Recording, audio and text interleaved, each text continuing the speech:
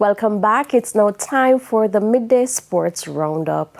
Former champions Montego Bay United moved up to second in the Jamaica Premier League standings after clipping Arnett Garden 1-0 in the second match of the doubleheader at Montego Bay Sports Complex on Monday night.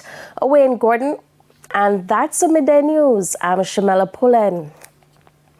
Join us at 7 for Primetime News. On behalf of the news, sports and production teams, good afternoon.